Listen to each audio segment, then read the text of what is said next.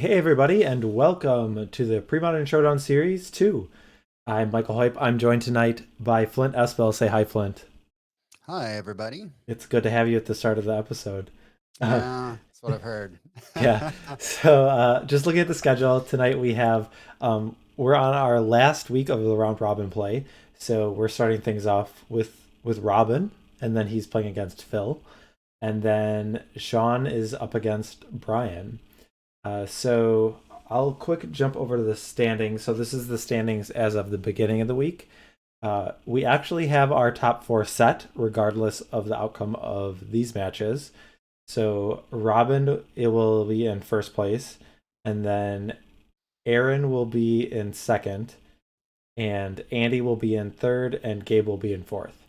So we have our top four determined. These matches are still part of the 7 round robin. So I don't know if that'll change exactly how the players are going to ban or pick decks, but it should be kind of interesting given that nothing technically is really on the line at this point. But that doesn't mean we don't have exciting magic. So Robin's 3 decks: the Oath of Clerics, the Blue, White, Red Wizards, and the Pox deck. His Pox deck is banned tonight, so he will not be playing that. Phil has the Blue Green Griffin Canyon, Esper Zombie Still, and Sunder Nickfit, and his Blue Green Griffin Canyon is banned. So if we go over to the decks, we'll see what the players are playing. Robin is bringing his Blue, White, Red Wizards. So we've seen him play this deck once, and what's going on here is it has some tempo disruptive wizards in the colors of blue, white, and red, obviously, and then it's backed up by disruptive cards of counter magic, lightning bolt, stifles, swords of plowshares, disenchant, and there's some winter orbs. So it's a tempo disruptive deck, looking to disrupt the opponent. So if we go over to Phil, he is bringing the Sunder Nickfit. So I think he said earlier that he's going to keep playing this deck as many times as he can until he gets a win, and he's looking to check that box tonight. So what this deck is going to do is it has some engines to set up, but eventually it just tries to put a bunch of lands into play and then eventually either Sunder or Upheaval and then kill the opponent with Black Vice. So it's kind of a combo control deck. So we'll see how it fares against the Disruptive Wizards deck. So I'll jump over to the key card screen on what we anticipate to be the main players of this match. So Meddling Mage out of the Wizards deck is pretty good. So if you just play Meddling Mage and you name Black Vice, which is the win condition of Phil, he has to either Upheaval. There's a couple copies of Upheaval to get rid of the Meddling Mage, and other than that, I think the only source of damage he has is Treetop Village. So he has his work cut out if the Meddling Mage resolves. And then the other card is there's just a couple of them in the main deck, but Disenchant. Robin is going to be looking for this card because it's the way to interact with the deck that Phil's playing. Cards like Lightning Bolt and Swords of Plowshares aren't particularly good against the strategy that Phil has brought, and Disenchant is something that really hits the nail on the head, taking out cards of like Black Vice or Oath of Scholars. Those are the targets that he's going to want to see with Disenchant. So looking at the Sunder Nickfit deck, Cabal Therapy I think is a key card because it's a way to interact with the Wizards deck early. Maybe he'll be naming Meddling Mage within the first couple turns to try and get that out. But then it also will maybe on a flashback, though the only creature to flashback I think would be the Veteran Explorer. But it might clear the way of counter magic so that he can resolve key spells like Upheaval or Sunder that are kind of expensive that he might not have the mana to play for like a mana leak. And then finally, the Oath of Scholars. So this is kind of like the draw engine of the Nickfit deck. And if this is in play, he's likely to dump his hand given the rest of his deck and then get this card draw engine online to get to those other pieces. Is there anything you wanted to add, Flint? No. Okay. All right. Well, I guess that leaves us with a match to be played. So let's jump over there. We have Robin on the left with the Wizards. Let me reorientate the screen for Phil real quick. And you can let the players know that they can start Yep. things off. All right. Do we have any new viewers tonight, I wonder? Uh, yeah, chime in if you guys are new to the stream. Yeah, if you're new, welcome. Okay, so Phil's in the play. He's starting off forest, and then okay, a black vice. So this is a good way for I was gonna say veteran explorer because that's what I thought because of the forest. But the black vice on the play will provide a good source of damage against Robin. Oh, I flipped his the wrong way. Okay, so You have a new viewer. we do. Welcome, Albarbus MTG. Okay, Can we just talk about how pretty that forest is on Phil's side? sure, if you That want. 2001 Arena Ice Age You, foil forest. I was gonna talk about like the miscut black vice, but we can talk about that. We can also talk about. I do like that as well. All right. I mean, Phil is known to kind of bling his decks out. So yeah, Robin is going to start off at 17 basically. Well, now he'll go to 16 because of the fetch land. But yeah, that black vice on turn one is very good. And given that he just has important, he will be taking the same amount next turn. Who's he portenting? I guess that's Important. right. Yes, that is important. Important. Yes, but we're always glad when they target themselves as compared to webcam magic poses its problems that it's a little bit more difficult to important your opponent, though we find ways. We find ways. I think everyone's always glad when people portent themselves. I always hesitate when it gets cast against me because I don't want to make any assumptions, and there are a lot of times where I feel like it's almost strategically correct to do it on your opponent, but I feel like most of the time people just do it on themselves. I wonder if people play in paper if they're more likely to do it on their opponent, given it's just more manageable. Okay, we see a mana bond come down, and he's going to use it right away. So he's going to be putting a reflecting pool and an island into play. And did he discard anything, or was that his whole hand? That's a good question. We can't really, if his graveyard's on the other side of his library, we can't see it. Yeah, I was gonna say I guess I didn't notice if he had mulligan, but seems like he's down cards if that's the case. Yeah. He mulled a 5. Okay, So, thank you, Ron. all right. Ron doing the casting even when he's not on camera. Can't keep him out of the booth. Yeah. All right. All right, this treetop Village village. is going to get in there. Yeah, as long as it's not getting plowed or bolted, then this will actually okay. Which it does, which is unfortunate for Phil. But I mean, like if that was connecting, then the clock against Robin would be very real. There's the Explorer. All right, veteran explorer coming out a few turns. I don't know if late, but I don't know how much. I mean, even if Phil has a couple more lands in play, he needs kind of a payoff card. So Yep. it might end up helping Robin more. I don't know how many. I mean, Robin has to have some number of basics still to fetch. But yeah. So, Yeah, I think he's got 4 basics in the deck. Let me just double check. okay, so Robin's 3 falling. islands, 1 plains. Then he should be at. Okay. I think he might be at 9. I thought he'd be at 10, but okay. So a disenchant on the black vice. So that's going to stem the bleeding. Robin, he's just facing the 1/1, and like we talked about before, there's not that many sources of damage other than the black vice is the main one. The veteran explorer is a not a very reliable clock, and then treetop village is the other card. So we see a wasteland taking out reflecting pool. So it's interesting that Robin is going after the mana here. I guess the wasteland doesn't help Robin cast that many spells in his deck. It's actually like really color intensive. So I'm guessing that's part of the reason why he's using it right away. But I guess also the like if he's trying to get rid of something like Oath of Scholars coming online, getting rid of the fourth land is valuable.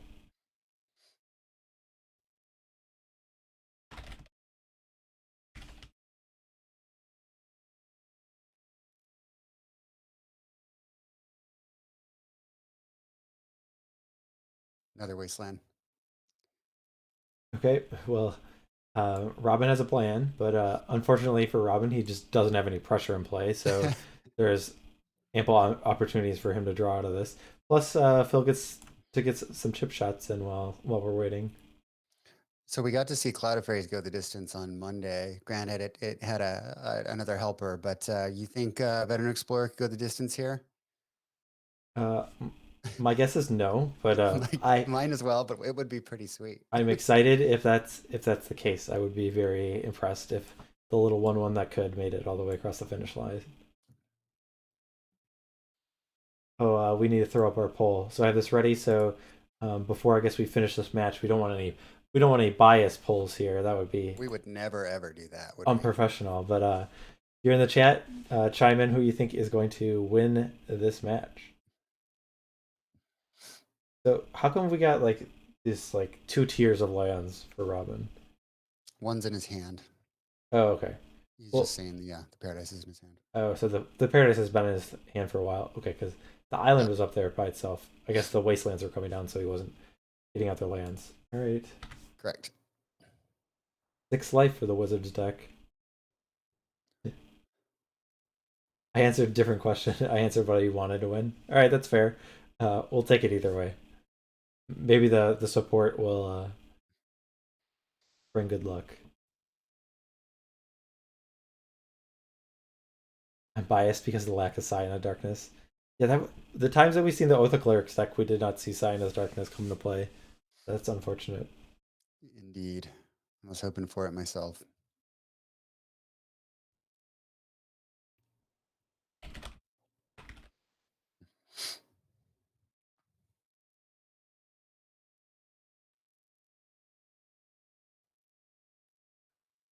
Stifle. We're stifling the trigger. So Yeah. Robin is just going like full land destruction mode with no clock in play. So uh, it's a strategy, and we'll see how this goes. This is a patron wizard then. I mean, I guess that makes the mana denial, I guess, make more sense if you're trying to make this card a little more impactful. Mm-hmm.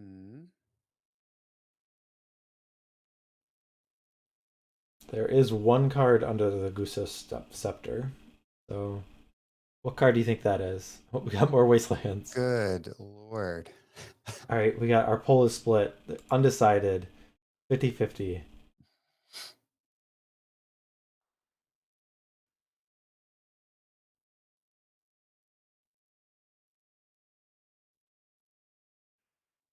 Right.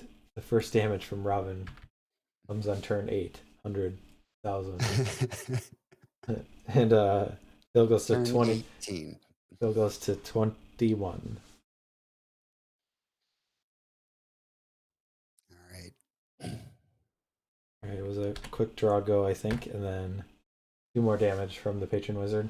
All right, now we got an undiscovered paradise, so we're up to 4 lands, and the patron wizard's tapped, so maybe this is a chance to try and jam a 4 mana spell.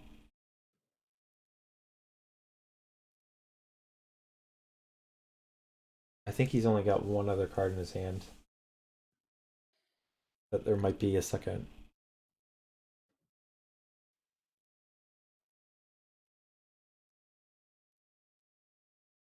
All right, patron wizard not sitting back, still attacking.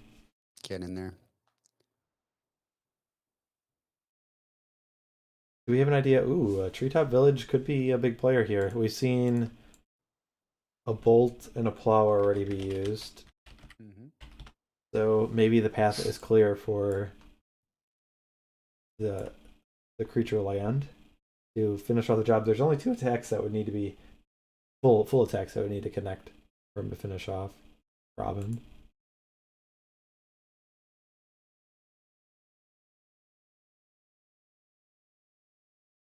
Anthony says, "I believe in upheaval. I have faith." Yeah, it would be pretty. It seems a little tricky to resolve this 6 mana spell, but if it does, it'd be pretty cool. I think that was 5 cards that we saw in Robin's hand. So Mm-hmm. Yeah, there's 4 mana leaks in the deck.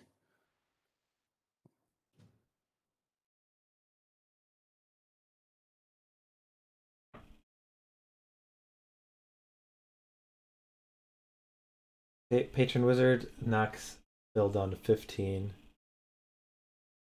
Um, okay, so Robin fetches down to 5. And there's Meddling Mage. All right, Let's see Black Vice here. Cabal Therapy. interesting. Okay. So I'd be attacking with the Treetop Village, right? Let's see. I I mean, it could. seems like it's pretty likely to get bolted or plowed, but Yeah, we've seen what, one of each. I think so. The cleric that searches for Sign of Darkness is called Dark Supplicant.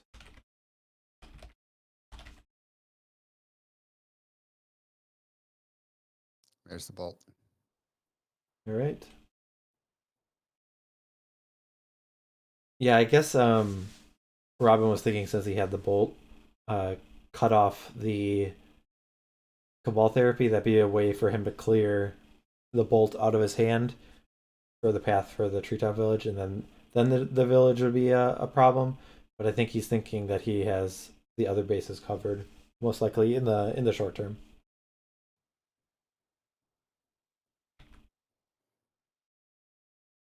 So these wizards are coming in. So now the life totals are a lot closer. It's 11 to 5.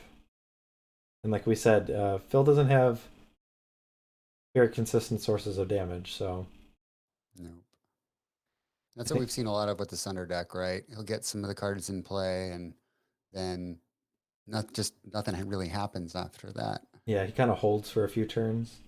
Mhm. And then either he gets disrupted or he just ends up not being able to stave off an attack. We see another meddling mage. What is this one naming? Do we know? Oath of Scholars. Okay, that seems reasonable. I guess with the if it's a black vice, he's able to manage his hand and maybe go under it.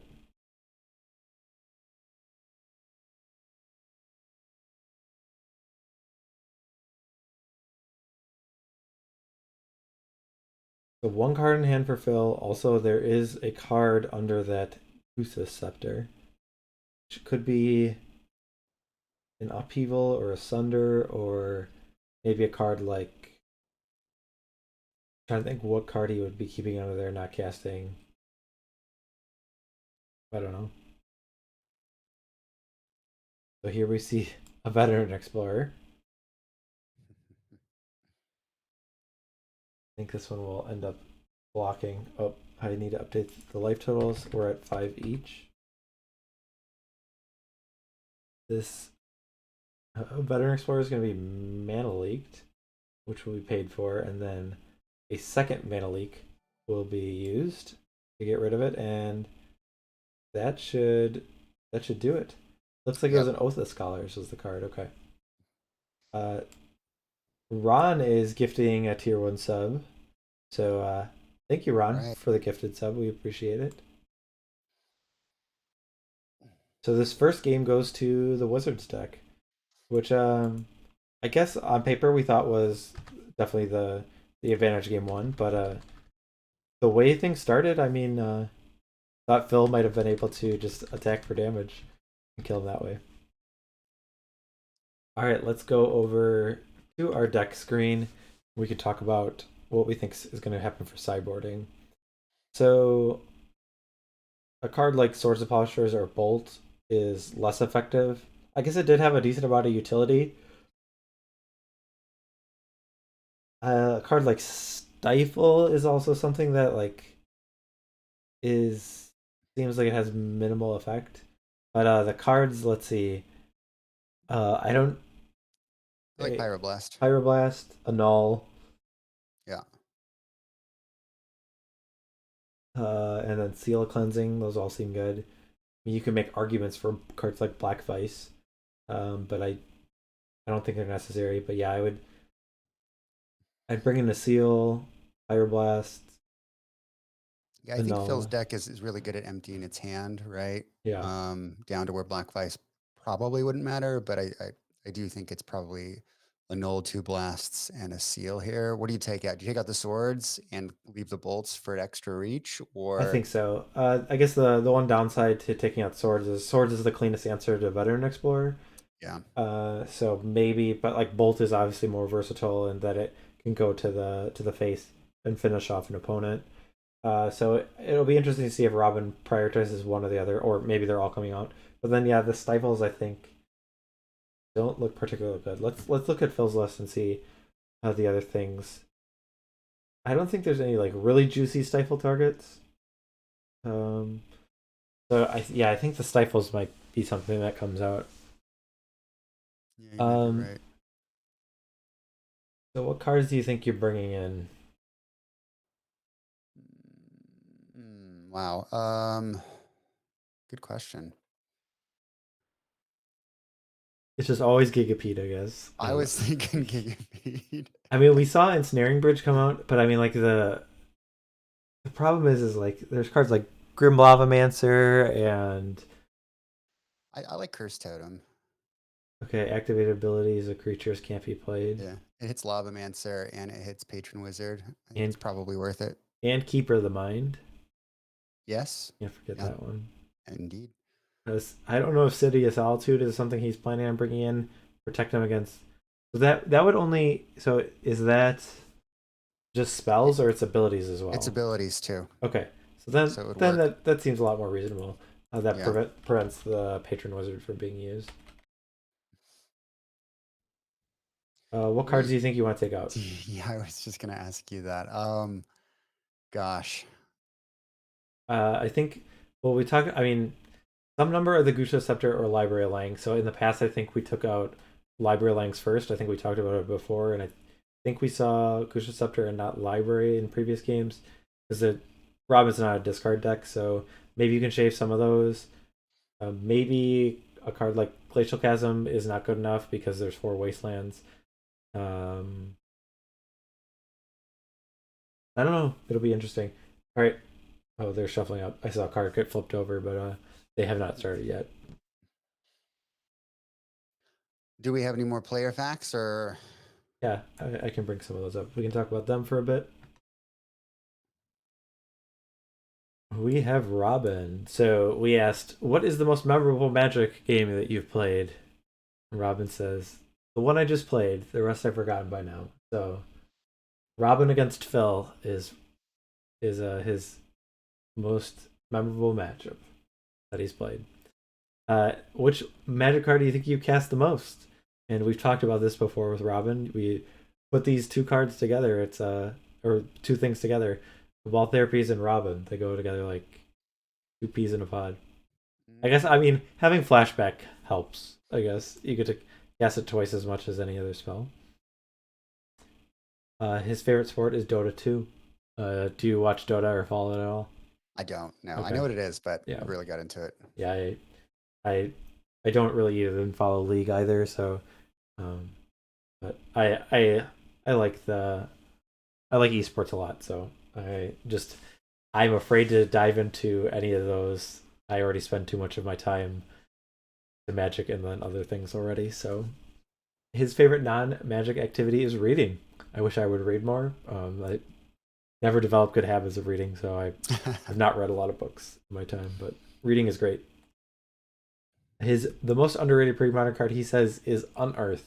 I know he uses this card in Full English Breakfast, which is one of Robin's favorite decks, and it's kind of a little tech card that he puts in there, helps it out against removal spells.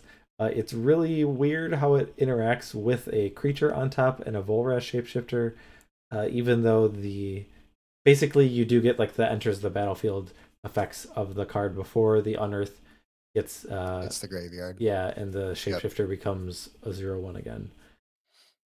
He says the most overrated card in pre-modern is Tinker, which I can understand.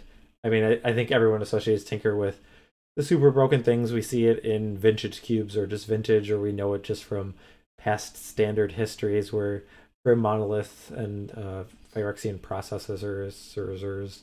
we're Memory getting, jars. yeah, getting turboed out. Uh, the targets that it can get either are not legal because they're not in the permitted sets, or they're banned. So yeah, I agree that Tinker is a little bit overrated. Yep. So it looks like our players are just shuffling up. So let's jump back over to the match. Yeah, having hearing that Robin is not a discard deck is weird.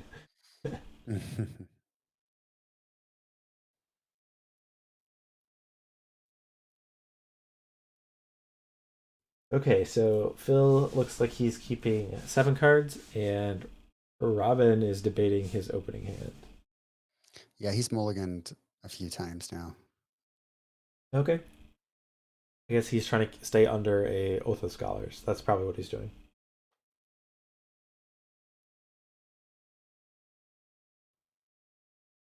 That was a joke. Okay. We see the same start as last time. I guess maybe he was trying to stay under a Black Vice as well. Black Vice is our start, so Robin will just be taking 2 damage. So I guess he only mulliganed once then, right? Looks like it. I thought he'd mulligan twice, but apparently Right. not. He starts with a Flooded Strand of Portent, so this is all feeling very familiar. Indeed. It worked last time, so why not? Yes.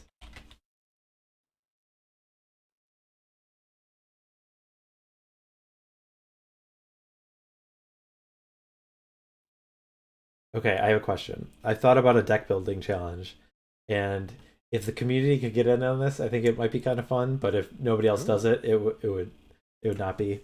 So we all make a pre-modern deck, make the best pre-modern deck with only white bordered cards. So the cards would have to be like printed white bordered. You can't like white border them yourself and consider it.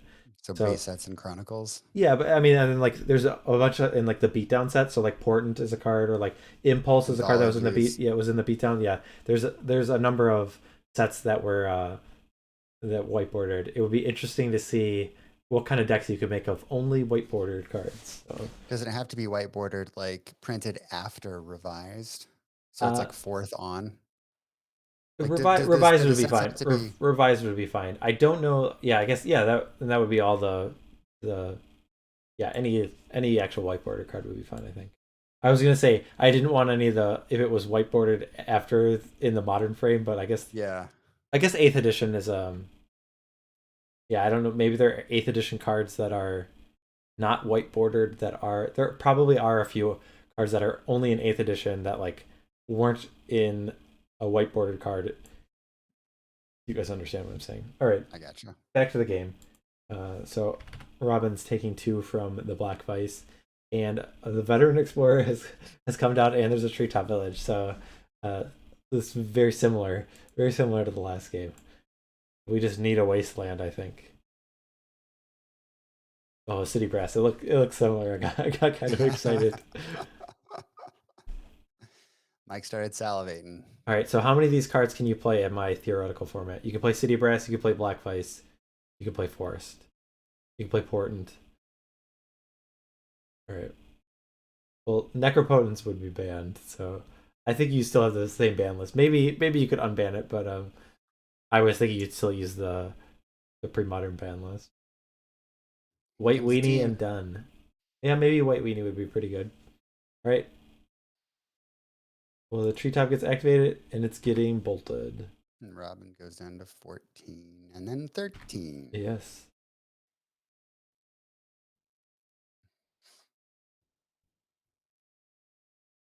Yep. You still can play your Duresses from seventh edition. Yeah, seventh edition obviously would be really good. I mean, all the core sets, but would be. I probably kind of what your core strategy would have to be, because I think the other ones that supplement it are probably don't have as strong of synergies. Though I guess the core sets don't even have that strong of synergies to begin with. You're probably just playing like a pile of good cards. All right, we have Meddling Mage. Will this one be naming a similar Cabal Therapy, or is it gonna get a little more aggressive and name Therapy. Therapy? Okay. Interesting. I think I would be naming. I guess. Yeah, I think I'd be naming something like Black Vice or maybe Upheaval. Like, probably Black Vice, but I guess Black Vice is already in place, so maybe that's not the Yeah, problem. it's gonna be a long time before upheaval too. Sure. But if he gets a therapy, then it'll come much quicker. But I mean, I guess Phil still doesn't have the black mana to cast it for the first time. So Phil is willing to send in his 1/1 into the 2/2. He's saying, "I would like some more lands," and Robin will partake as well. That puts Robin in a pretty good position because his deck struggles the most with red mana. And his, certainly he had the undiscovered, but it puts him back if he wants to use white without tapping the city. And so now he's got access to his two primary colors and he can use the undiscovered as needed for red spells. So he's not going to be in a situation like we saw him in a previous game where he was taking all of that damage from red mana. Well, it's kind of funny, like almost using Undiscovered Paradise is almost like using City of Brass because of the Black Vice. If I guess, or does it skip? So yeah, because it's untap and So then untap, it would go back to his hand, and then the vice would go on the stack during the yeah. upkeep. So yeah, so he's if he's under the Black Vice and taking damage, it's going to be kind of like one damage either way. I think sixth edition. Did sixth edition come out after Urza's? Yeah, I think yes, so. Yeah. it did. It came out right before Urza's Destiny, maybe? I think it was Saga Legacy, then sixth dropped, then Destiny dropped.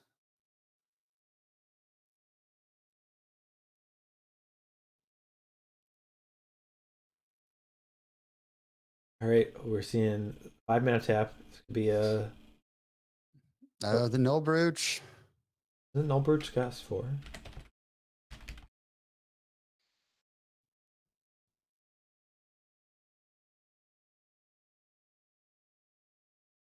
Yeah, why is he at 5 mana tapped? Good question. He played another Oh he yeah, played yeah, another yeah. explode. Yep. All right, thank you. Thanks, Ron. I forgot the other one died. All right, so this card, how does this change things? Uh, the only problem is like it doesn't fight against like Patron Wizard. If Patron Wizard comes down, then that effect can still Sure. counter card. So not like everything is just free to resolve. And when I say free to resolve, it would cost an additional 2 mana and then also the rest of Bill's hand. So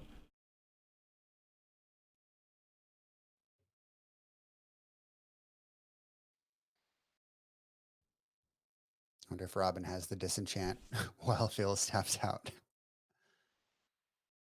is Robin under the Black Vice then? He might be. He didn't take any damage, so Yeah. we see Oh Source no. of Plowshares on the Veteran Explorer. Bill will go up to 21 and then take 2 down to 19. And then That's pretty brutal. a Winter Orb. Winter Orb legal in my hypothetical format? It is. It's in fifth edition, I believe, right? Yeah, and fourth. And revised. It's in all of the sets except for sixth and seventh, right? Yeah. All right, well, we got another Black Vice. So now we just need a card like Sunder, right? Ooh.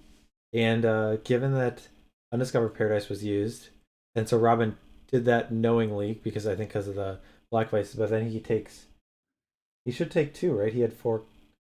Oh no, no, 4. No. No, you need to have 5. Okay. Yep. Yeah. Okay. Ron's still playing Stasis in the whiteboarded format.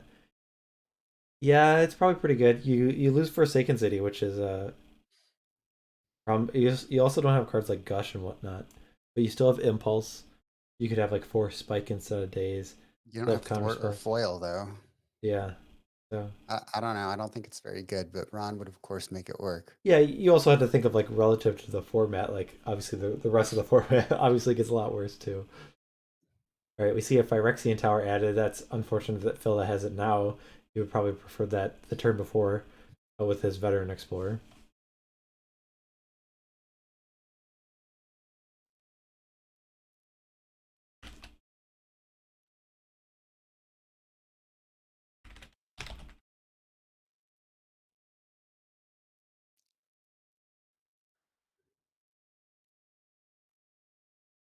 All right. Null Brooch is live.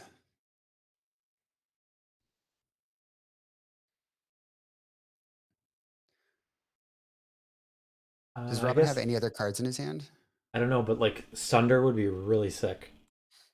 Like or because okay, he has two forest, right? And they're both untapped. Or is it just one? No, Okay, just I thought they one. were stacked on top of each Forest, other. Island, Tower, So Tomb. he'll need 7 mana for this plan. I'm getting excited at the thought of this. But meanwhile, I guess I should keep track of life.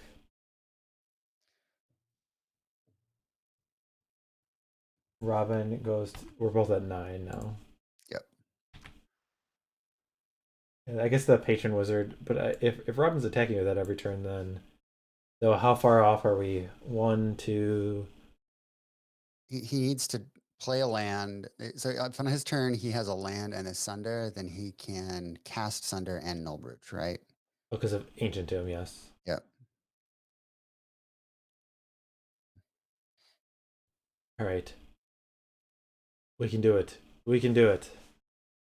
But if Robin plays any wizard, then he can't. Then he just needs Well, no, another he turn. still can, right? Because the wizards can't counter the Null Brooch, but they can. Well, they can counter the Sunder. Counter the Sunder. Yeah. So yeah, okay. Oh, Keeper of the Mind. Okay, that one is a wizard. So he I does mean, untap the island. there's also no guarantee that Robin has a counterspell in his hand, so you still could maybe go for it. The Keeper of the Mind.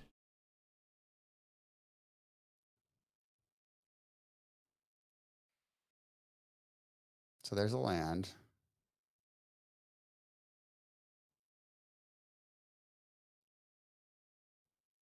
Oh, there's a lightning bolt in a turn. So Robin might be going for the throat. Ooh, Sunder. Oh no, he's putting a card under. Dang it. Putting it under.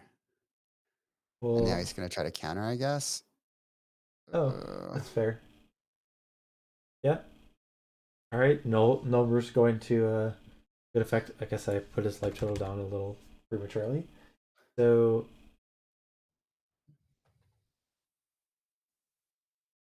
oh no, another lightning bolt.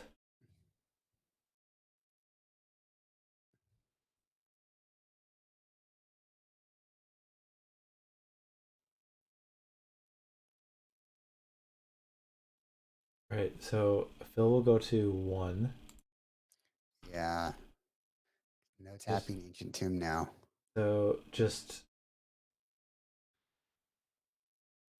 uh, uh oh.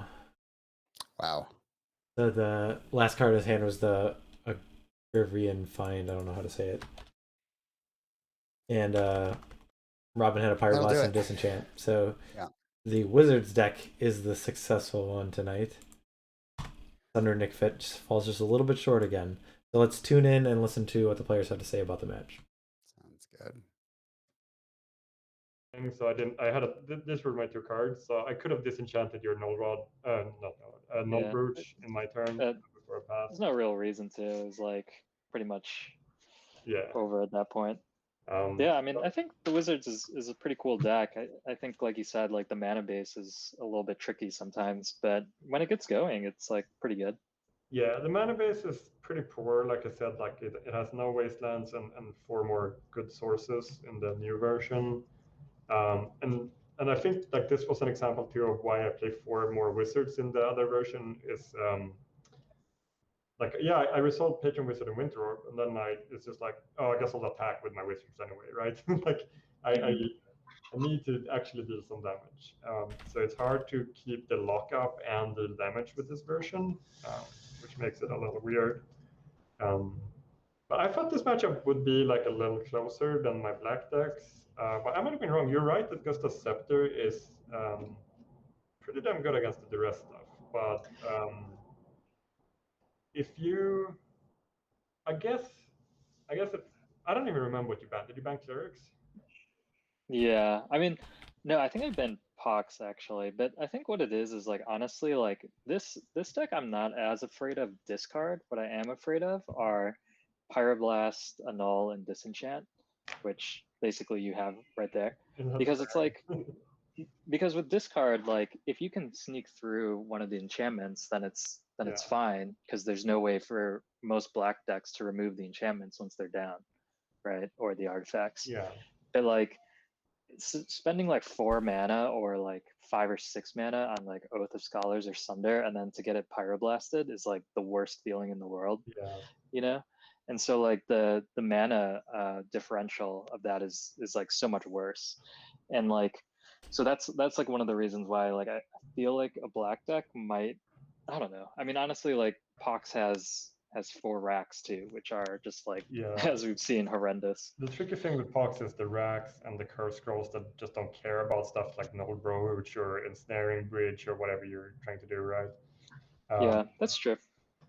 I thought the Clerics would be the best deck against yours, but maybe I totally got that wrong, because I was just like, you are right that like you resolved some of the annoying permanents you have. If you can protect them or top deck them and resolve them, it could be really hard for me to actually deal damage to you. Yeah, it's true. I mean, honestly, like this deck was definitely the most experimental of the ones that I submitted, and it's been pretty fun, because I feel like there's been like some interactions where I'm like, wow, that's like a really cool thing to like build upon later. And then other ones I've just been like, this is probably not where the deck wants to be. Like for instance, like Oath of Scholars was like one of the reasons I built this deck, because I just think it's a cool card. But like it's pretty much been like a turn or two slow in pretty much every single matchup, right? And it's just such a big target that like if I were to rebuild this deck, I would probably keep the Scepters and the Mana Bond, and I would probably make this around like a prison deck with Tanglewire and Ports, because if you're like dumping out your hand turn 1 with Mana Bond, and then you're following it up with like you're saving your Tanglewire through with a Scepter or something, then you have like such an advantage on permanence and board state that like that's probably like a better plan for you to be in than like this that makes a lot of nonsense. Sense. I just I mean, to me, with your decks, like obviously Griffin Canyon is awesome, but like we've spoken about it, everyone kind of knows what it is by now because it's so broken, you know. Yeah, exactly. So I like that I'm casually taking out the card so that I can turn this into a thing back again. Yeah. So I'm glad that you totally, without any collusion or conversation, decided to play this deck. It was fully unplanned. I mean, like, honestly, like I said, like I build like varying levels of like spice decks, and this one was more of like a concept deck, I guess. And like I said, like I think that the pieces of like Mana Bond, Library, and Scepter are good. Like I have other versions that use LED, right? Because if you use like LED in a chromatic sphere with Library of Lang, like you can discard your hand, and then the card that you want to cast like goes to the top of your library, and then you crack your sphere, and then you can get it back. And so like this like core shell I feel good about. Sunder is like also just kind of like a fun of card that I think maybe in the right deck, like Zombie Infestation or Psychotog or something, it could be good. But like Oath of Scholars needs to be like 3 mana or something to make it costly. Have you thought about this, just because you said sphere, have you thought about like a lands-like version of it with sphere resistance? Yeah, that's a good question. I haven't thought about that. It's like turn 1 Mana Bond, turn 2 sphere or something. Yeah, that's interesting. I'm not sure. Like I know that I've seen like the existing lands lists that have been pretty popular. Like, I think like Flint made a really good one. And well, I'm thinking almost less like that and more like if you check the top 16 list for the March monthly. You'll see Patrick Berg is playing like lands. The Oath lands. Like 33 lands Oath with March time and the sphere resistance. And I spoke to him about it, and the spheres are just like knocking people out left and right. Just like turn one spearing people and then just tree topping every turn. It's just like super annoying. I was actually in his pod in this last month when he was playing it. I was on that like crazy blue-red goblins standstill list. And I was like playing out my lands, and I think I played like a standstill at one point, and he's like running like 4 wastelands, 4 treetop village, 4 Mishra's factory, and I was like, oh, this is really bad. I should not have done that. He always has something to do with the deck. It's so I'm thinking like something like that could work in your list because it's so many lands and Manabon will put them into play, you know? Like, I don't know. I mean, yeah, I think it's a good idea. And honestly, like I was looking at the old lands list, and like honestly, like Oath of Scholars, the better draw engine is probably just Horn of Greed. And so like if you play Horn of Greed, then it's like another artifact, and then you can start building in like a Tinker package to get something more interesting. I think it's good with the spheres too. Yeah, that's true. And like, you know, you start playing Tanglewire, Horn of Greed, and then you can start getting like Grafted Skullcap instead of Mana Bond. And so then you're starting to play like Ensnaring Bridge main deck. I don't know. There's like a lot of like other options if you start going the artifact heavy route instead of trying to build around this like 4 mana enchantment, you know? Yeah. I like your cat is coming to say hello. All right, I'm gonna unmute them now. Oh yeah, I've had them unmuted, but they've been quiet, so. Okay. We're just listening. Yeah, if you guys have stuff to say, that's fine. It's easy enough. It makes good content. We talk enough during the match, so, or at least I do, I know. So yeah, it's good to hear from you guys. So. Yeah, no, I mean, I think, you know, as anyone who's followed this this series has seen, like this deck has had like several close calls that has always been like just fallen short. Like in the first game, like the turn 1, Black Vice obviously did like a lot of work, and then I was always just like 1 turn too late to cast the Oath of Scholars because I like had a Cabal Therapy in the graveyard that I was just like waiting to use, and then he got the Meddling Mage out to prevent me from being able to use it. But yeah, I mean it's been interesting. You even said, didn't you just say out loud like, I activate Treetop when it was like when you played it tapped, and then you were like, wait a minute, because you were like thinking about sacking and playing therapy that turn, and then I untapped. I guess that's true, because I think you're at like 7 or 5 life at the time, and I was like, okay, well maybe I should just like try to attack, because if I sack the therapy, and then the Oath gets countered, then I'm just like in a really bad spot. But it was both choices are so good still, because like I had 1 bolt, right? That's it. And I was out of removal after that. So if I didn't have that bolt, then the game would have looked entirely different. Or if you drew another treetop right after or something. Yeah, it's actually kind of interesting, because like, to be honest, like I wasn't too concerned about your removal, because in my mind, this is not like a creature deck, but it actually kind of ended up being like very relevant. Like the treetop villages were supposed to like kind of carry me over the finish line after Black Vice didn't get there. And then obviously like the veteran explorers were very much needed for sack outlets, or just like the extra mana boost, and you having the swords for them was actually like super relevant. So that was kind of interesting. Like the fact that I had 7 removal spells against the 3. Okay, this was fun for a long time, and he's biting my dog. His mouth is not that big. Nobody's actually paying any attention to what you guys are saying. We're all just watching your cat, Robin. Yeah, that chat, we're just talking about your cat. So. Look up into the camera. Yeah, he's a good boy. Yeah. But yeah, it's an awesome deck, and I really hope that like you get like flooded with messages about like how to optimize it and stuff, because it feels like the engine should be really strong. Like it feels like something is there. I have no clue how to build it. Like this is not my kind of deck, but yeah, like I said, like I think like I build certain decks that just have like a lot of pieces just to try out, and then like some of them I end up keeping. Like for example, in the last month when I was talking about playing blue red goblins, like I think like blue-red goblins. I think like if you actually add in like Standstill and Snap, like those are actually like pretty decent cards. And then I like decided to put in like Artificial Evolution and Mog Catcher and Phantom Nishibo, and that's like taking it to like another level that's probably unnecessary for like tournament play. Yeah. But like similar to this, like if you take out Oath of Scholars and you put in like Horn of Greed or a different engine and like Tinglewire, or like you just put in better cards, like this could actually be a little bit more interesting. Yeah, there's something there. But yeah, I mean, overall, like really had a great time playing everyone, and like I'm excited to see the playoffs and see how that goes.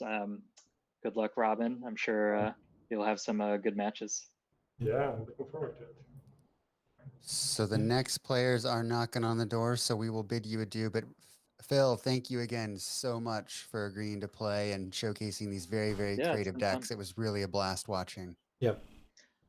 Yeah, I really appreciate you all setting this up. I mean, this is like probably one of the coolest things in the pre-modern community or Magic in general, because it's like purely created by you guys and the rest of the players, and it's just awesome to have. So I'll be looking forward to the playoffs and then checking out season 3 once you guys set it up.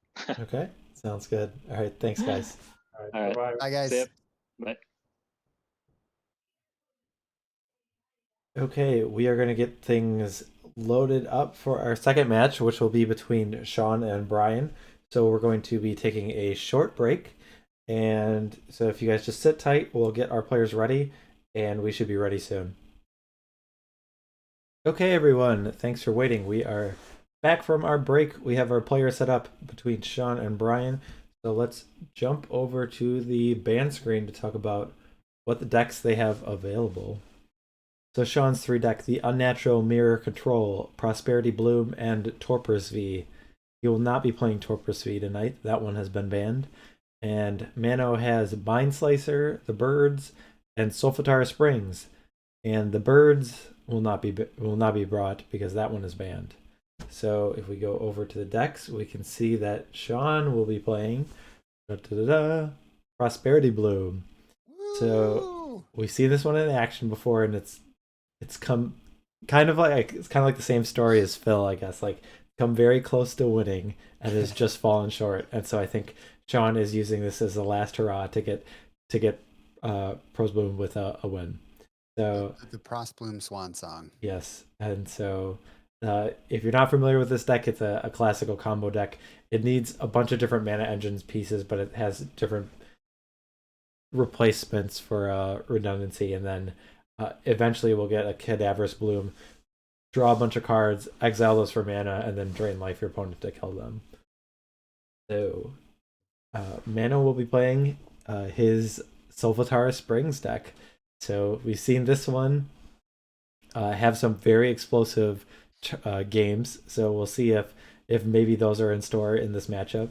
And it's going to try to prevent the opponent from playing too many lands and then have them build up their hand and then kill them with Black Vice. So let's look at the key cards that we're expecting for this match. So the key cards for the Prosperity Bloom, I think, are both mana cards, especially given that it's playing against a deck that is a mana denial deck. The Squandered Resources and the Natural Balance. These are 2 mana sources. There actually is a third one. The Cadaverous Bloom is a mana source, but I just put these 2 down. They work very well in conjunction, and they are usually the ones that come down first.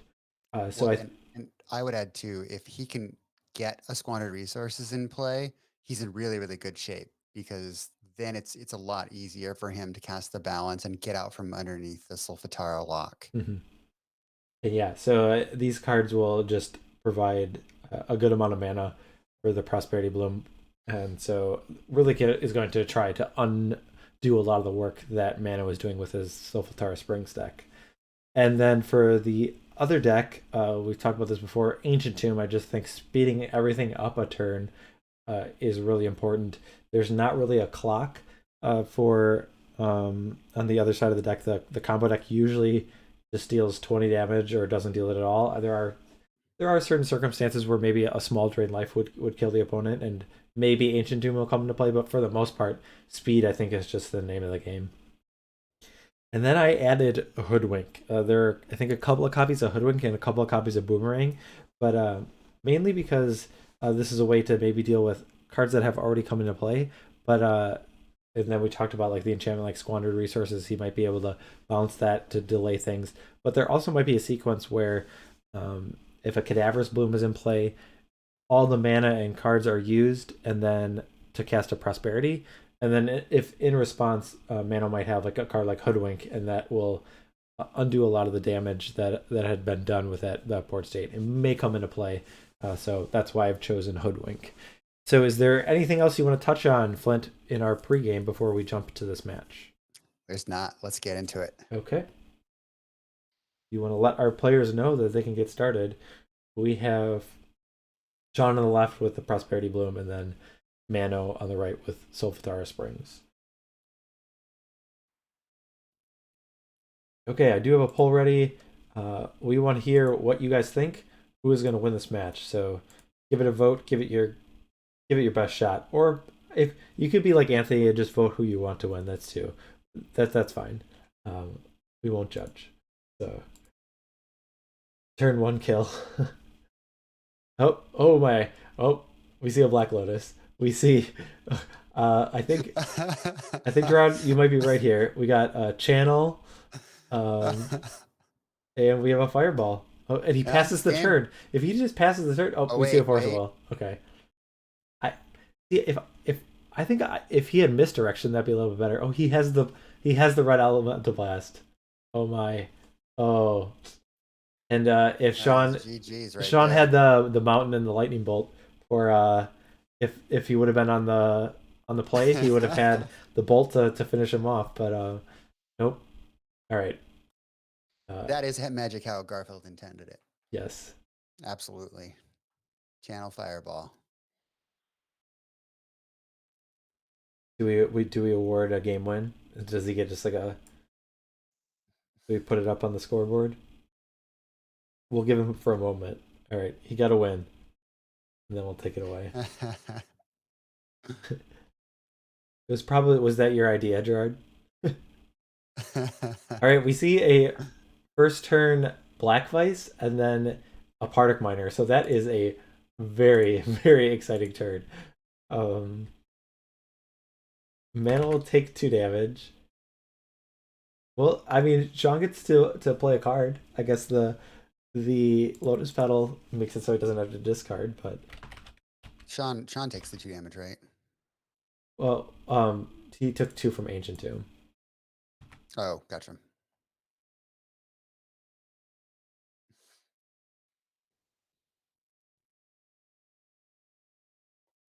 Yeah, why is he at 16?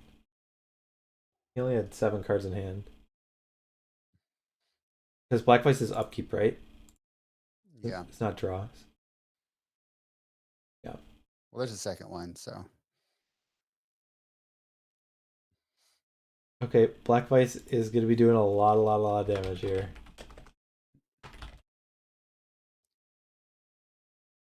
Shawn has himself at 10. Land Squandered Resources. Squandered Resources. I'm going to put him at 11. I think that's what he's at. He gets Solfatara? No, he didn't. Okay. No, there's a... Oh. Isn't there one in the graveyard, though? There is. We may have missed a turn. Lightning Bolt will be fired off. Wow. Well, this is kind of like a pattern that we've seen with the Solfatara Springs deck is like 1 out of the 3 matches that it plays, it's just like insane. Yeah. Well, Rana, the Particle Miner he sacked right away on the first turn. He didn't attack with it. All right, we had Aven Fogbringer. Oh my goodness, he will seal the deal. Manolakos. Oh, Limdol's Vault. That's unfortunate. How much life do you think he'll be paying for this one? Maybe 1. Well, he can't afford to do any more than that, so. Nope. Yeah, this draw was Pretty good. All right, we see Avon Fogbringer in play, and that's, I think, all we need to see. But yeah, this was. I mean, this is probably more impressive than the vintage hand that he showcased at the beginning of this match.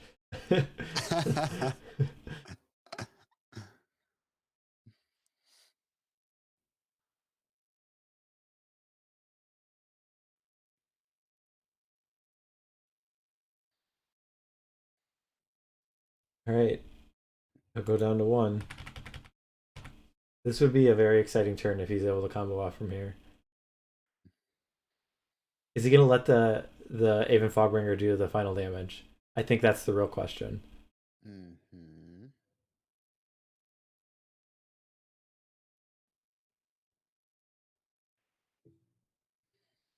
Seems like a good land. Oh,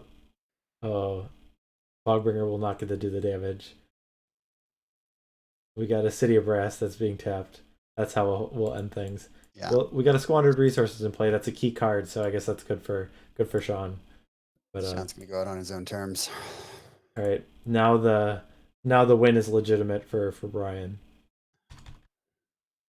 So wow, that one that was a game. That was a game and a half, or maybe just half a game. But yeah, it was more half a game. But it was impressive. That was almost as fast as the first one. Yes. Sideboards. Okay, so what do you like out of the Prosperity Bloom? Naturalizes and Pernicious Deeds. Pernicious Deeds get huge in the post-board games. Just being able to get that, because a lot of the times, if you do get the lands down, then cards like Howling Mine and Anvil of Bowgarden are things that really keep mana in the game, and being able to blow it up will do a lot of damage, and you might get like a Mox Diamond out of it too. So Duress is probably good too. Yeah, it's just there's how many cards a limited number of cards that you can take out. So we've seen in the past he would take out Plagiarize often. I'm trying to think the other cards he would cut. Can't remember. Plagiarize, maybe cut a Drain Life, or maybe even 2. You could maybe cut like a card.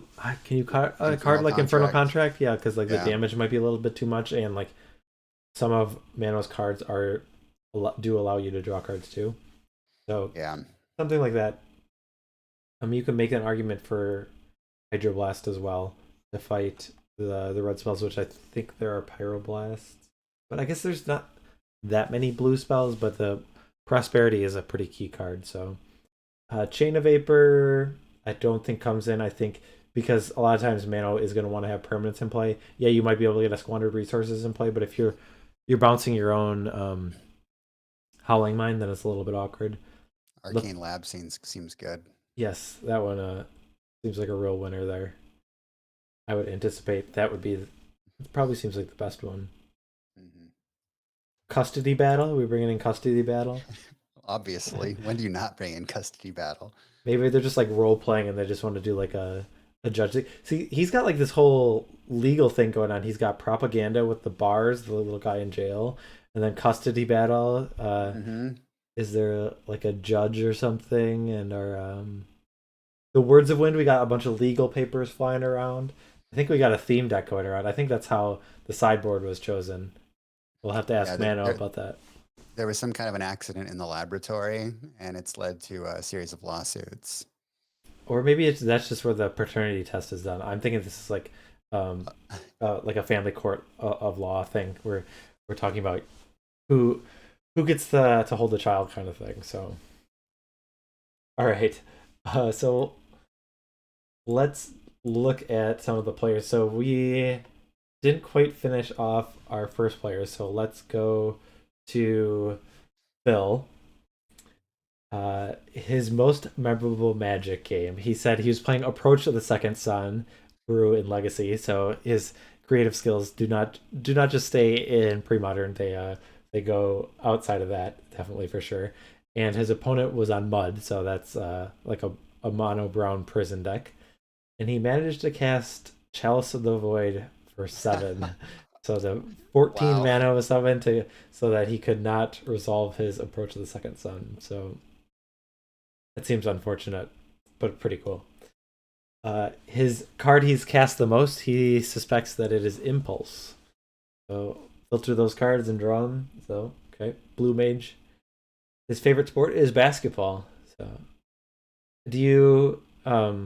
I definitely don't watch the NBA, and I mean, I filled out a March Madness bracket, and I kind of watched some of the games, but I always wonder because, like, I know, like, for football, I don't particularly enjoy watching college football, but I know when I talk to a lot of people, a lot of them enjoy college basketball more than the NBA. But yeah, I filled out a bracket. I don't really watch a lot of professional sports other than soccer. But I do watch March Madness games. I do enjoy them.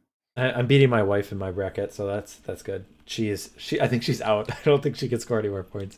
And she had, who did she have winning? Someone who lost real early. I think it was someone who like got upset at it like in the first or second round. It was probably the second. Yeah, so I beat my wife. That's important. Okay, moving on. Don't take that out of context, folks. Yes, most underrated pre-modern card is Stifle. Okay, so it's one of those cards where you definitely can. It has some really high highs if you're getting fetch lands right away, or getting certain triggers can be really detrimental. But I feel like there is an opportunity cost of having Stifle. You draw it at some awkward times, and it just doesn't do anything. Most overrated card, he says, is Tormod's Crypt. Oh, he went there. That is a very popular card. It's a sideboard card. It's, I believe, is the most popular sideboard card and the most played card a lot of the times. When I've done my data dumps, it's just overall more played than all the main deck cards. I can get behind it a little bit. There are some graveyard decks that a skilled pilot can definitely play around a Tormod's Crypt. If they know it's coming, they definitely can set things up. Things that like the Full English Breakfast, it's really not that effective against. And then another thing is, I think the Phyrexian Furnace is a little bit underrated. If the games are going long, then I think the Furnace does a really good job and has the opportunity to replace itself. So, and against certain decks, if it's just targeting a particular card, then they're kind of similar. I mean, one costs mana, but replacing itself is pretty key. Right? I don't think we'll be able to finish this one, but you can let them know that they can get started. But I think they're just finishing up mulligans. But we'll start with Shawn. It looks like Shawn is mulliganing. Yeah, he's going to take a mulligan. So Shawn's most memorable game comes from old school. He was playing the last round of LobsterCon in 2019 against Jimmy Cooney. So they were in extra turns, and he tutored for Time Walk.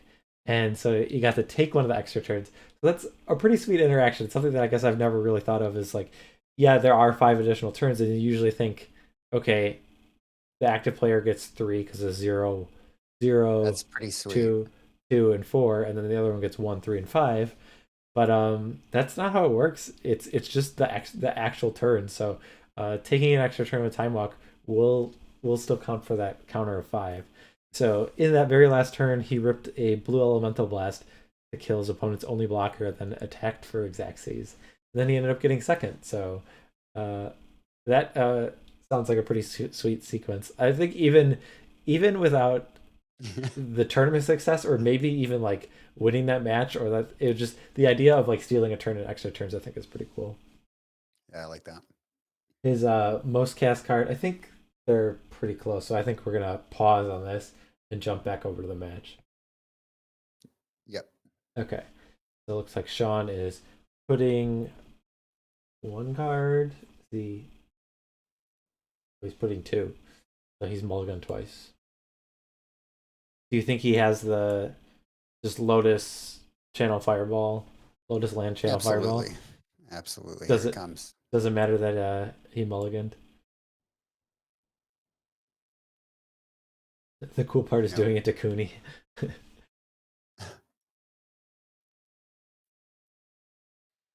All right, we see a forest, Lotus Petal, Lotus Petal. So boom. Shawn didn't have a lot of resources to start with, and I think he's only got 1 card in hand. So Black Vice beware, you're not going to do a lot of damage. And Bryan's just going to pass.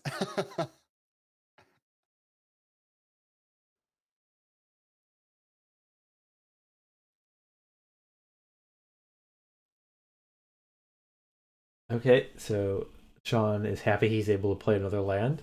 He plays a City of Brass. And a Partick Miner comes down. Is this guy on attacking duty, do you think? Oh, no. That answers my question.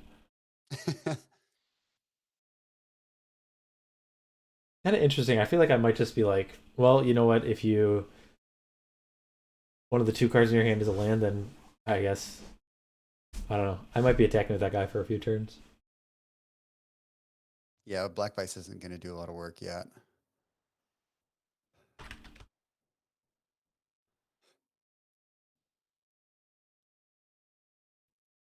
Yeah, when you ask that question of like what card do you think is overrated, that it doesn't mean that the cards they're saying are bad. It's just that they're just overhyped. The level that the people perceive it as is too high. So, yeah, maybe we are making things too dramatic when I talk about like Stifle and whatnot input. So Bryan played a Turf Wind, it looks like, and Okay. then added an Ancient Tomb to his repertoire. Going to take 2 for a 4-drop here. The Aven Fogbringer. Probably. Yep. What's a foghorn noise? Do you have a foghorn noise on your soundboard? I don't. It'd be like. There we go. Perfect. Who needs a soundboard?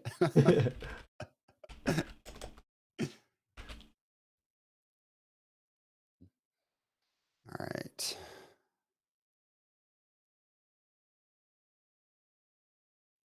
All right. How much damage is this Fogbringer going to deal? That's the real question. At least 2, I'm guessing. Polluted Delta. Ron says, "Let me have one more drink, and I'll be your soundboard."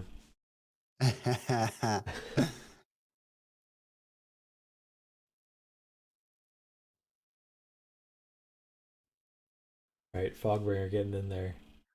Yep. The real MVP.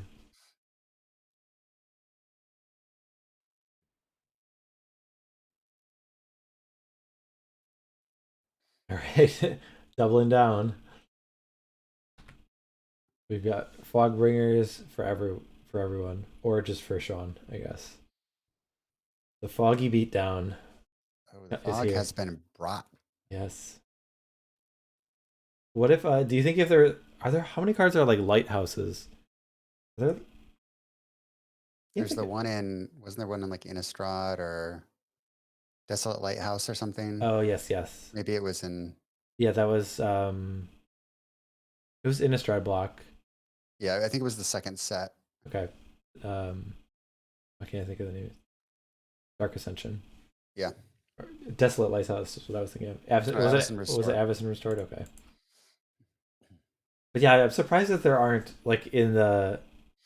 I mean, maybe they are, and they're just really bad, and I can't think of them. But that just seems like something that would be like it just sounds like an alpha card that there'd be something with a like a lighthouse.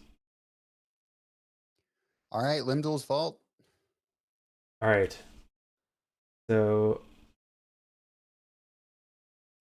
do you get pretty aggressive with this, and I think it just gets pyroblasted. oh, okay. Well, that's one way to deal with it. Yeah. Bryan says, no. The Fogbringers. Yes. Got to do their thing.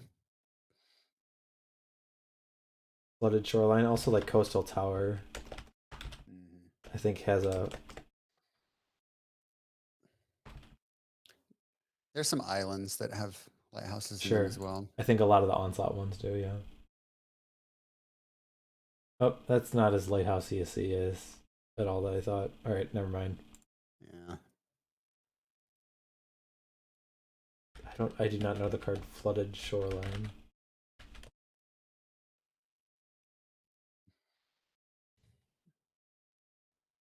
Okay. Turn 2 islands you control to the owner's hand. Return target creature to the owner's hand. Okay, that's a steep cost. It's new stasis tech. Sure. Spend the mana to return the untapped islands. Seems real good. Meanwhile, we have squandered resource and used a little bit of mana, and now he's going to be paying half his life to draw 4 cards with Infernal Contract. Alright, so he's got 4 extra cards. Is he going to be able to use them right now? Sorry, Ron, you can't post links.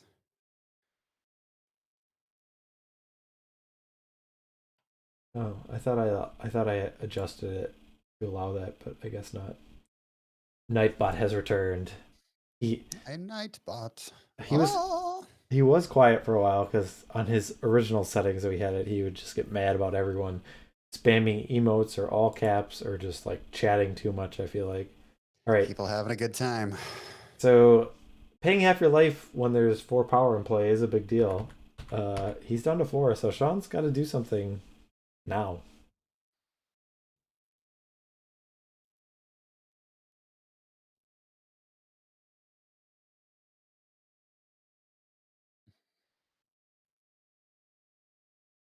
Turf Wound. Okay. Fantric, Nightbot is indeed a master of karate and friendship. Here are deck lists. Those are the text deck lists. That's what you're looking for.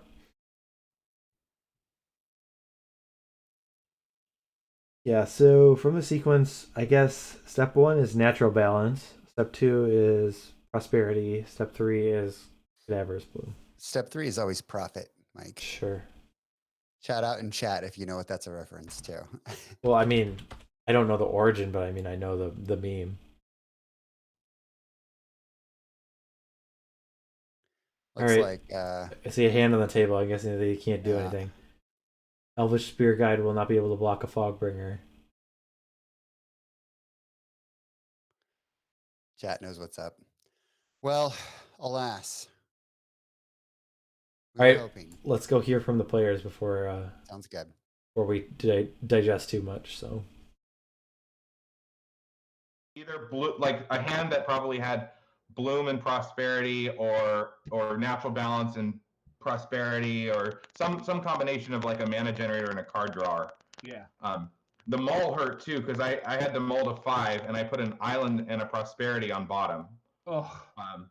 Which if I had that in my hand at the end there, that was gonna be a shot. That's just to go up. Yep. Well, I guess. I mean, obviously, who cares, right? But, yep. I guess you were close-ish. The mall. I mean, without the mall, you might just take. Really. So I didn't do. I wasn't sure what to do. The bolts are obviously terrible. I turned the hoodwinks or the boomerangs in the board into hoodwinks because it's just easier. That's an easy one. Mm-hmm. And then I brought in the bolts for this smattering of cards. Arcane Lab's obviously insane, and Pyroblast seems good enough. You know, we obviously need prosperity to do anything. Right. So. Yeah, I brought in. So let's see. I took out 1 vault, the mana leaks, just because they're worse than other things. I think the plagiarizes. Yeah. I took out 1 island because I figured I would have plenty of lands to play against you.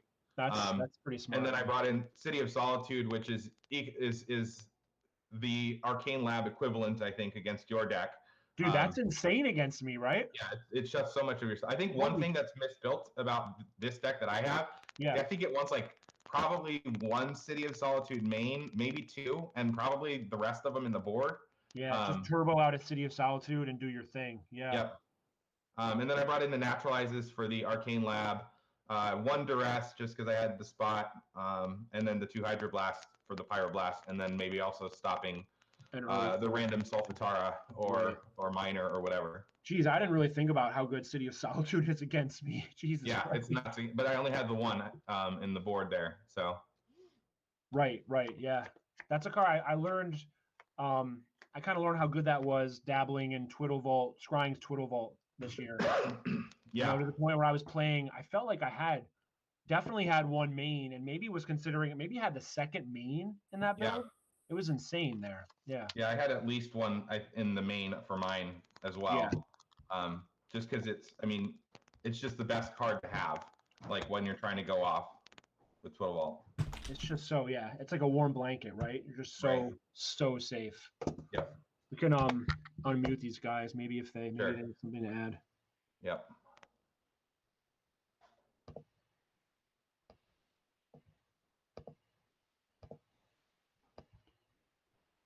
All right. You guys are unmuted now. Sorry, that wasn't much of a show. I don't know. I thought it was certainly there were some fireworks at the beginning. If Shawn would have won the die roll, he would have been able to bolt you in response, and you just would have died. That would have been really good. That's how it's been for me all tournament. Even had the red blast. Even had the red. Yeah. And then the second game, that one was probably more exciting than the first. Man, like, geez. So what was the sequence? It was Mox Diamond, Ancient Tomb, Black Vice, Partick Minor, sack during your upkeep, then like Turf Looter. Then you had like another Black Vice or something. Yeah, that was pretty crazy. Almost as fast as the first game. Yeah. Yeah, at least you took it to 3, Shawn. That was pretty good. That's right. We got to 3, so that's all I can hope for. Yeah. And then in the second game. Well, okay, I was a little disappointed that Shawn didn't let the Fogbringers deal the final point of damage in game. We'll call it game 2, I guess. I guess I don't know.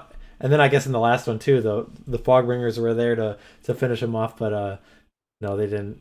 But yeah, we made some foghorn impersonations. We were doing sound effects there.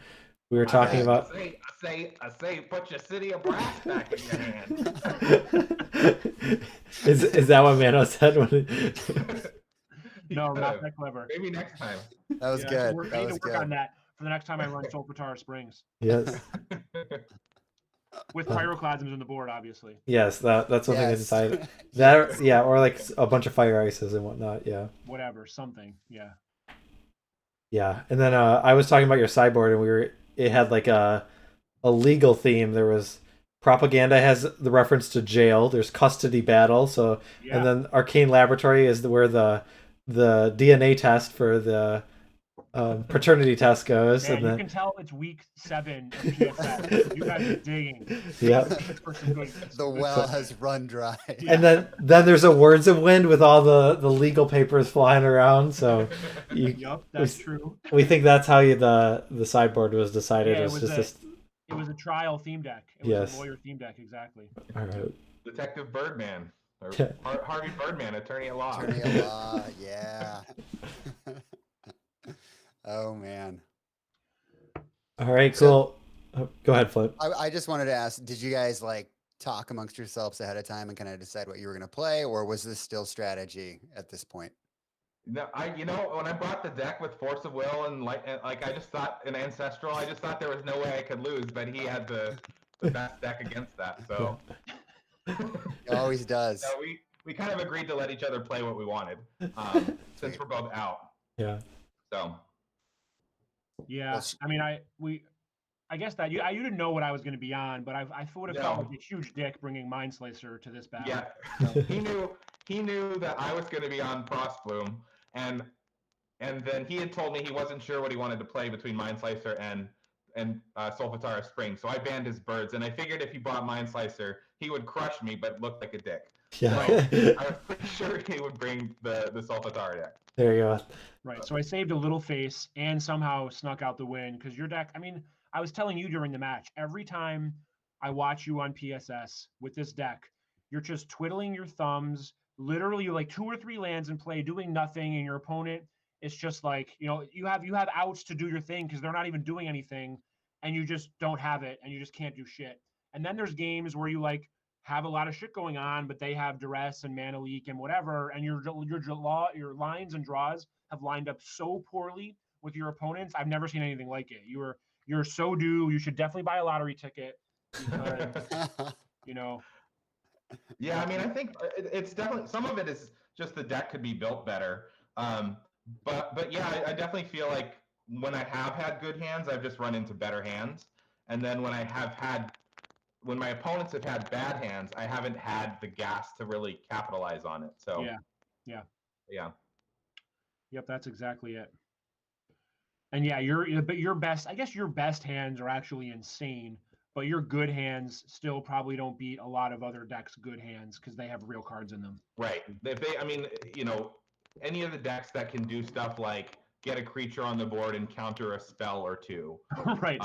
Simple things like that. Yeah. Like play a duress and then a man land or something. Like those are good starts against this deck. Yeah, my deck also has problems with 1/1s. Just cast a 1/1, you got me. That's it. Right.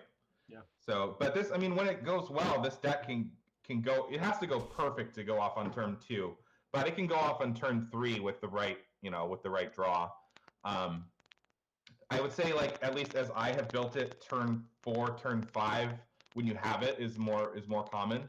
But it depends a lot on, I think, getting the right mix of accelerants and card draw, which is why I think some of the, we've talked about Meditate before. That should be in this deck. I think Aaron Dix actually of one of the other PSS people played it to like a 3/3 in one of the monthlies or something like that with a different build, but it had Meditate, a few other differences. So there's a place you can play Frostbloom. It's not a tier 2 deck even, but it's you could play it and have fun with it and definitely win the odd game. Not that I won 0 games with Frostbloom on 4 attempts, but it can be done.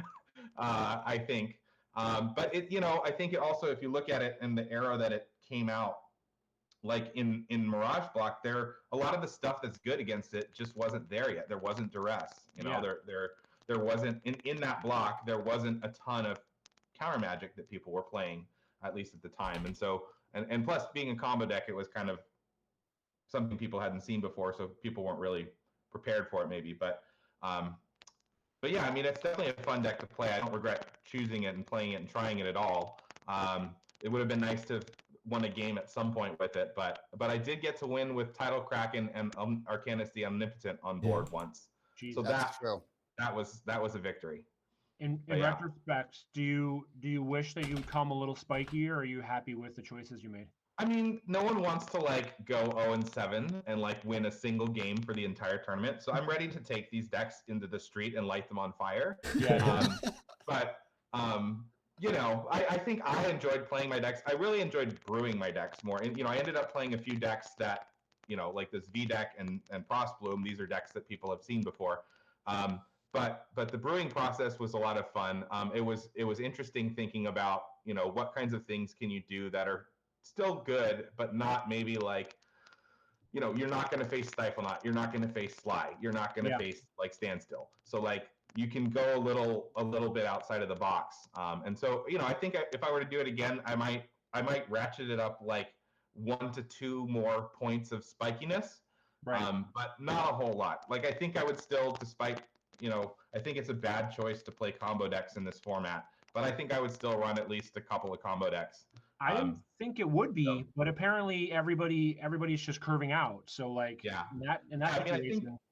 think in retrospect it makes sense, because if you're going into an unknown field, which this was, bring a deck with a simple plan, a good amount of disruption, and just try to have a deck that plays consistently enough that you can have. I agree, but a lot of these decks feel just like glorified Sly. Yeah. Okay.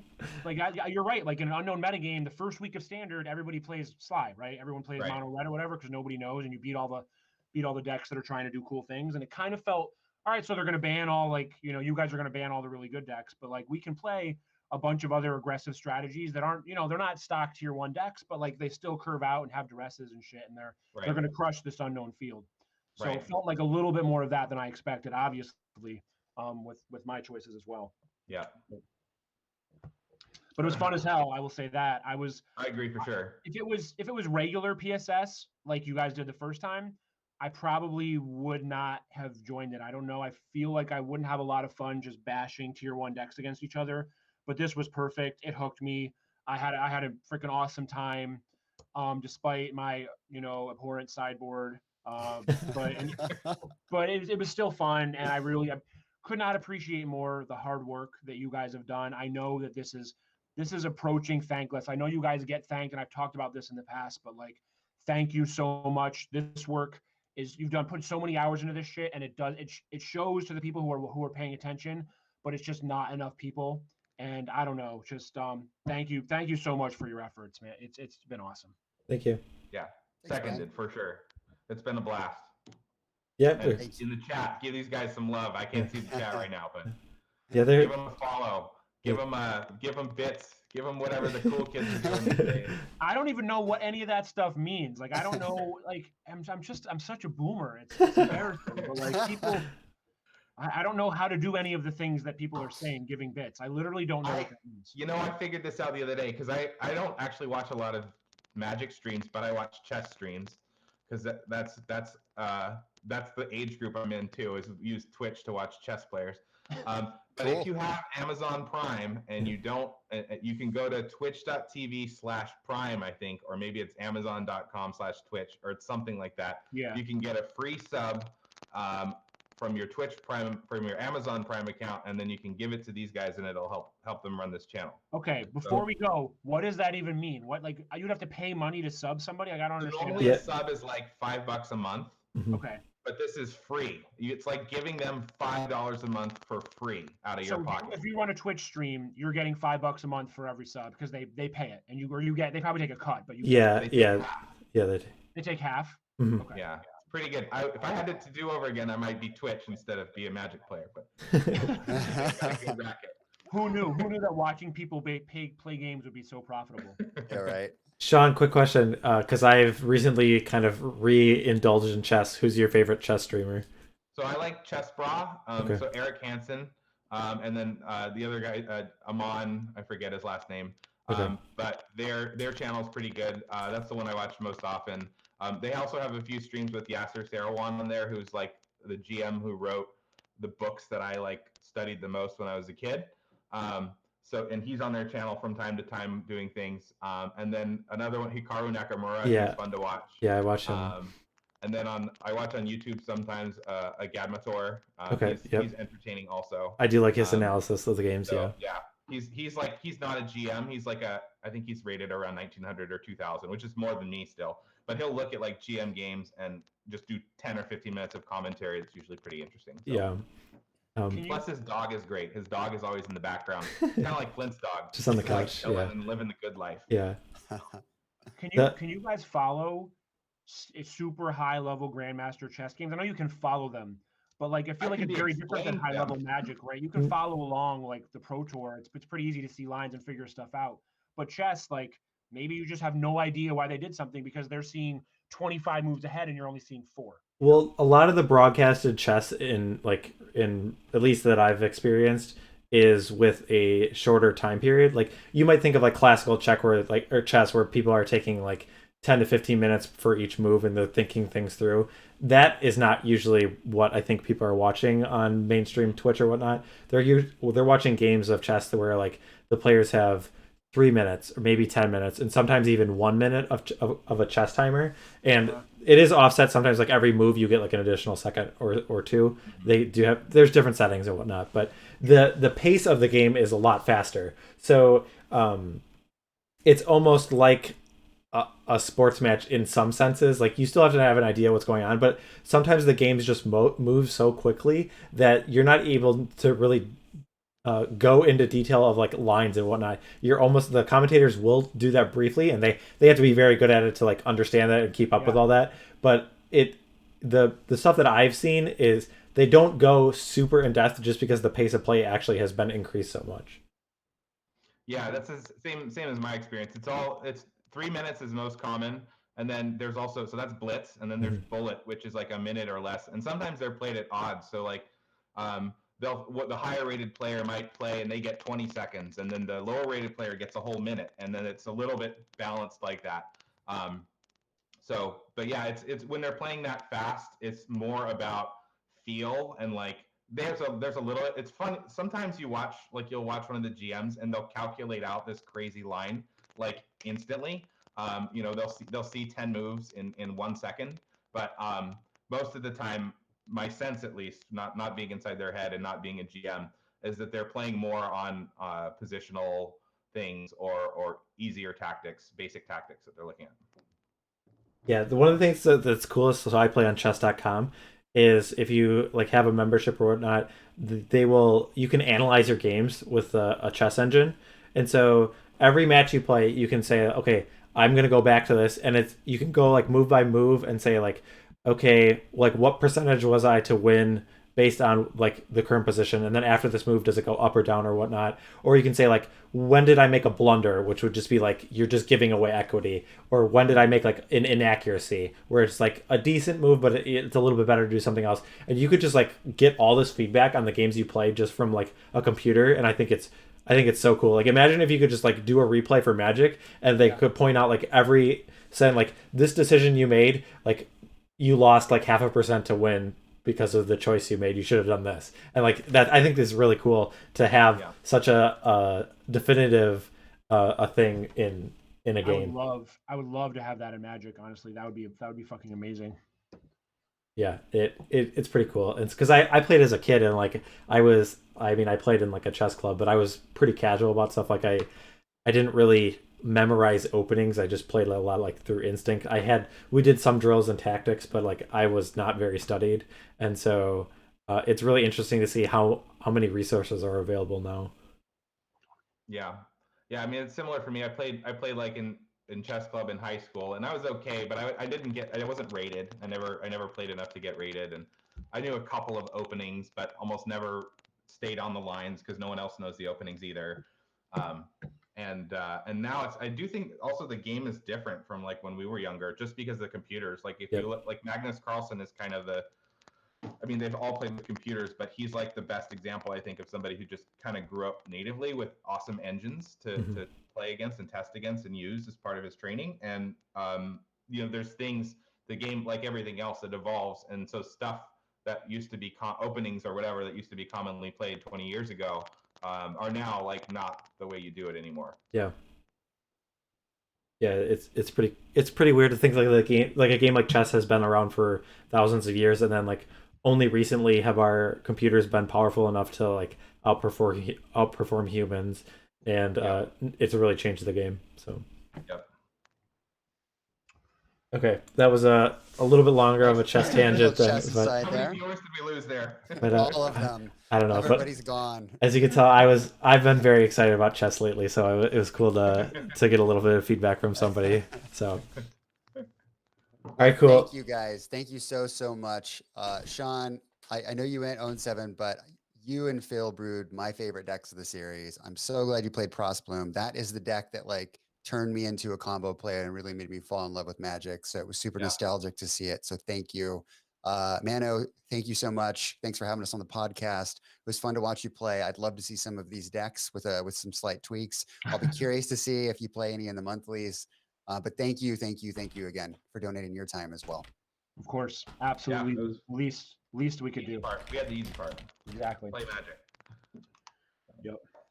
All right, thanks, guys. All right. Take care. Later, Good night, guys. Bye. Okay, so let's finish up our get to know the players. I think we are on Shawn's card, so let's go over there.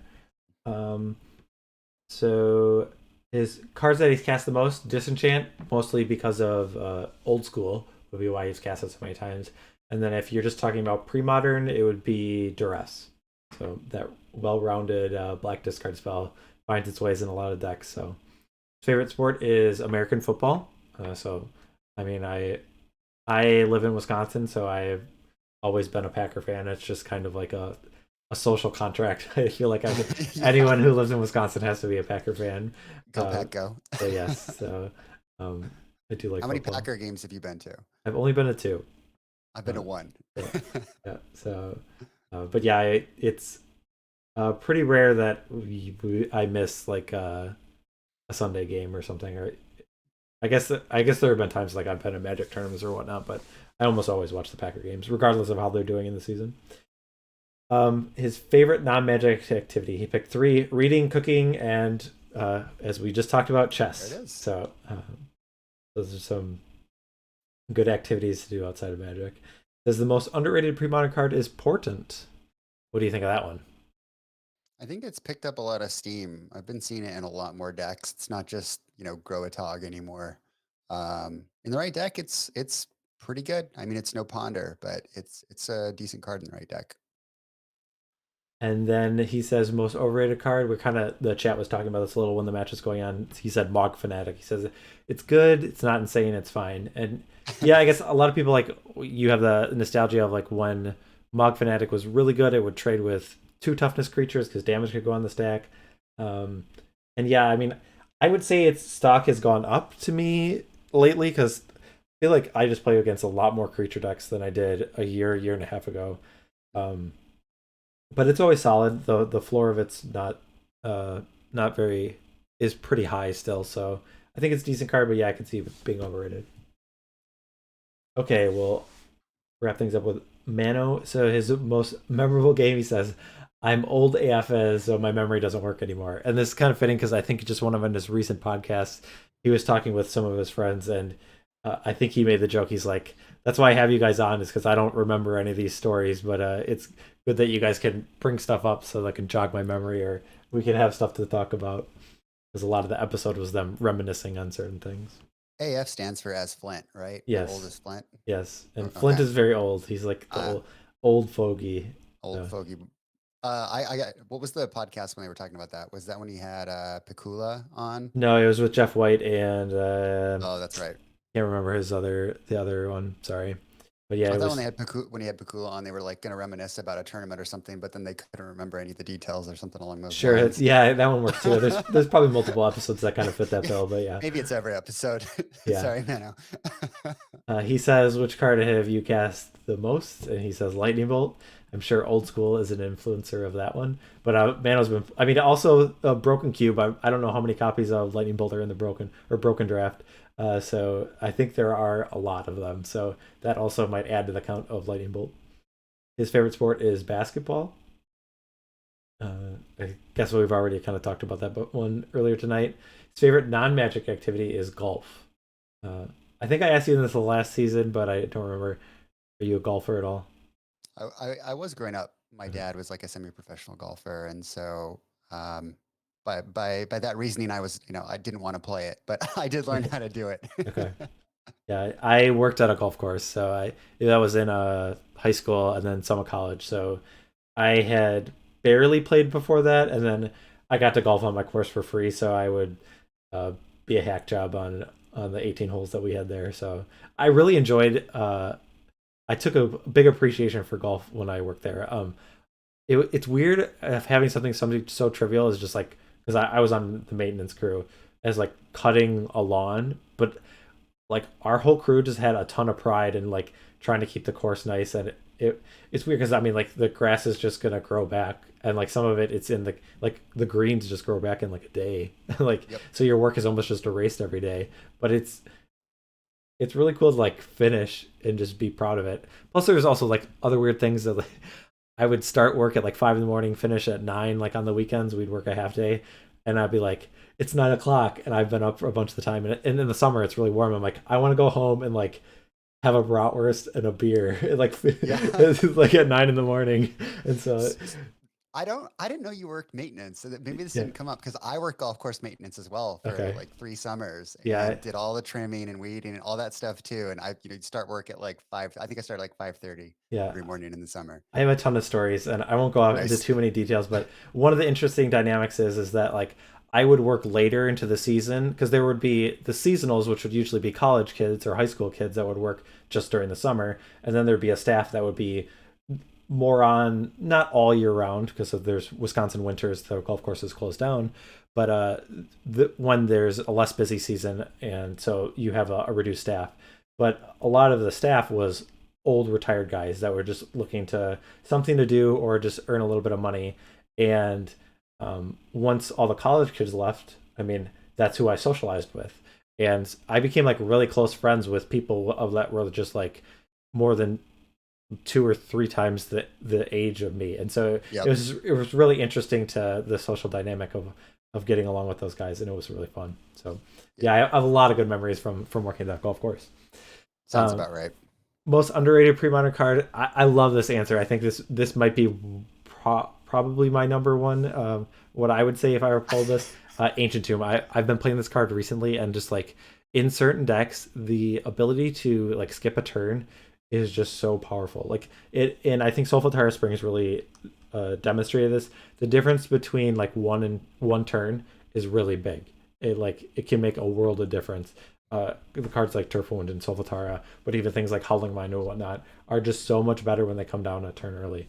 I think the classic example I use a lot is Tangle Wire. The ability to power out a Tangle Wire is really powerful. So I love the Ancient Tomb. It was good in the Pirates deck too, right? Yes. For the very same reason. And when we saw it earlier, I was going to make a joke about how it's probably like the Mike Hoyt MVP card of the last 6 months. Yes.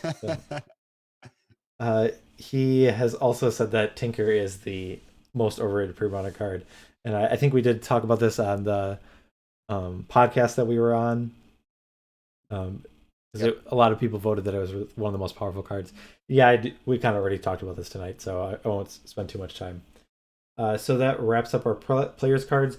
One of the things I want to note is on our intermission, we had one of the slides talk about the Premodern Easter Championship, which will be a online one-day tournament hosted by Walk Walk MTG.